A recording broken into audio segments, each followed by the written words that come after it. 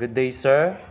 I'm Joab Manimog, and now I will report all about effect of the liquid free surface inside a tank compartment to vessel stability.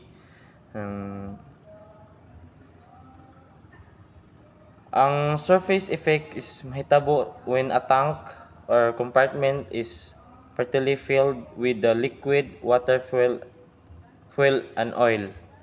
Kung ang barko mo hil or mo takilid, liquid moves the lower inside the tank. What happened? Ang mahitabo sa barko, liquid shift move balhin ang liquid as the ship tilts ang liquid moadto sa usa ka side. Weight shift mobalhin pod ang timbang since na ay weight ang liquid madala niya ang balance sa barko. Ang stability becomes weak or maluya ang stability, maglisod na para sa barko nga mobalik upright.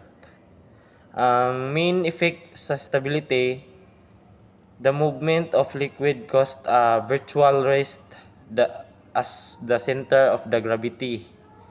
This effect is meteorite height GM. High GM stable to lig-on. Ang low GM stable dili matumba. Tungod sa free surface effect GM decrease, so maluya ang stability sa barko. Ang simple example, half filled backlet blade and tunga sa nga tubig. Kung imong tilt the water moves to one side, same sa barko, ang liquid mosamot pod sa pagtakilid. Why it's a dangerous ngano mang delikado man? Cause more rolling kusog roll, reduce writing stability, lisod mo balik sa tulid ang barko, can lead to capsizing, matumba ang barko. How to prevent unsaon paglikay? Keep tanks full or empty, puno or walay sulod. And to avoid mini partly fills the tank, use the bulkheads dividers inside the tank.